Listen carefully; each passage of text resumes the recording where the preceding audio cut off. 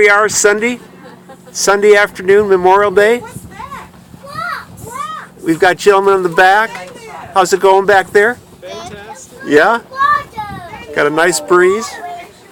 And Jeff and Amaya steering the boat. Amaya, what's happening? We're trying to find the goodest place to get the wind. So you're using the compass, huh, to navigate? We're looking at the flags Uh-huh. to see if it's really pumping. That means that over there is the goodest place. If it's pumping that way, that means that I think over there is the good place. That's a great sailing lesson.